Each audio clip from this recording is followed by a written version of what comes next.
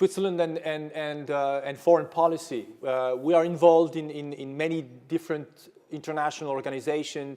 European Free Trade Agreement, which actually there are only 4 countries belonging to it left, in this organization. That means, Norway, Iceland, Liechtenstein, and Switzerland. And Iceland is looking to join the EU.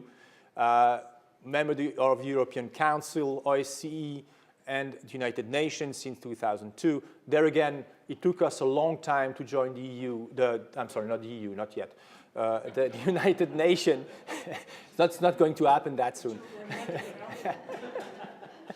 The United Nations, because of the direct democracy, people really have to understand, and that's the core of the system in Switzerland. We have to take the time and explain to people why they should accept or join an organization. And it took us, I think, we voted, I think, 3 times on the topic, on joining the UN. It was turned down twice, and eventually in 2002 we decided to join, and I think it was a good thing. We are also, we host quite a number of international organizations in Geneva, the UN and especially, and foreign organizations in Geneva and in Bern as well. And we have close political ties also with the US. We represent the US in Cuba and Iran. We help, with good offices, in the Arab-Israeli conflict. We were involved in the Turkish-Armenia negotiations. So we're very much, behind the scene. We're not a major player. We're very much, we work very much behind the scene to help resolve issues and promote peace and cooperation around the world. Switzerland is also a research nation.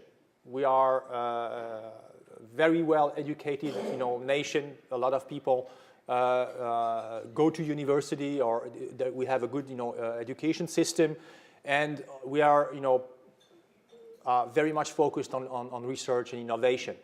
We need that because we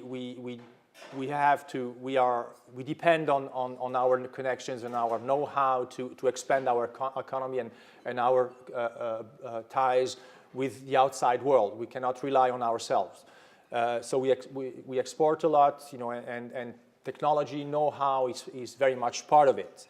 The 2 federal schools in the ETH in Zurich and the EPFL in Lausanne are very well known for that. We host CERN as an international organization in Geneva and other research facilities. So research and innovation is very important in Switzerland.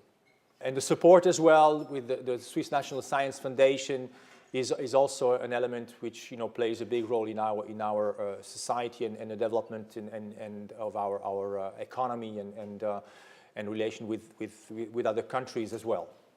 Education system, there again, very much federalistic one. The responsibility lies with the cantons, and it has created problems along the way because each and every canton had its system, more or less similar, but it had to be coordinated. And there is a body in Switzerland who coordinates the activities of in the education system, and it's working fairly well.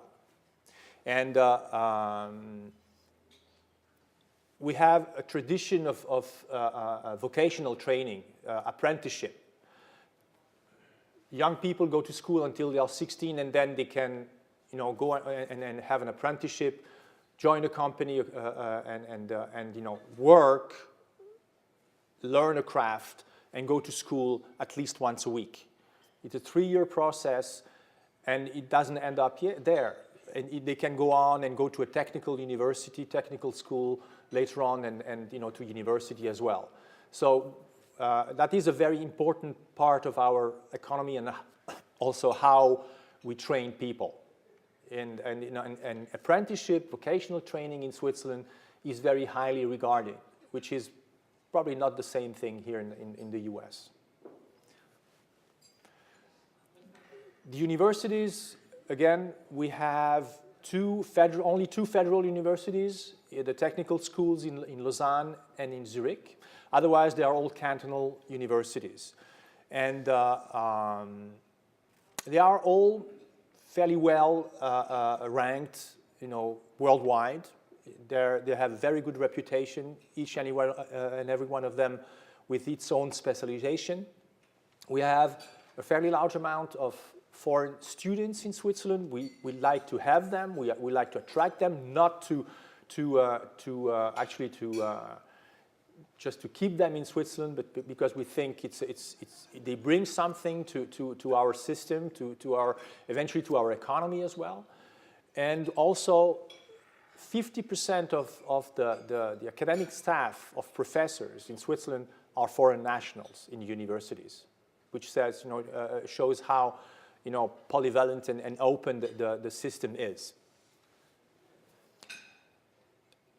Switzerland, has a reputation of being, kind of slow and very much traditional. Some people say, the Swiss tend to get up early but wake up late. For that, in that sector, everything which has to do with environment, new technologies, I think we got up early but woke up early too. And for just an example, when the watch industry suffered a big blow at the beginning of the 80s, we had a lot of very skilled, highly skilled workers in the watch industry. And once they lost their jobs, so we retrained them, and nowadays they work in the biotech, in the medtech industry. And that's an example how we retrain them. But also, we focus a lot on preserving the environment. 50% of the electricity in Switzerland is produced by hydropower, 30% is nuclear, and 20% is recycling. So that's a big emphasis also, for our independence from fossil fuel. And we try to promote the clean technology abroad as well. Switzerland, in different niches, is positioning itself in the world market. We have, a liberal system. Our economy is liberal. We, as I said, depend on exports. Our main trading partner is the EU, but the US is just after the EU, so it's a major trading partner. We have highly qualified workforce and well-developed industry, a good infrastructure which helps the industry as well, and we are very competitive. In the study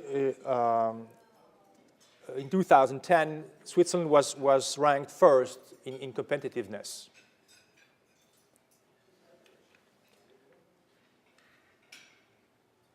How is the industry or the economy divided? You see tourism and tourism play a big role, and the service sector is very important, and also the majority, 99% of our companies are small or medium-sized companies, which makes them also fairly competitive on the world market. And then certainly we have a couple of multinationals in the world. Thank you very much for your attention.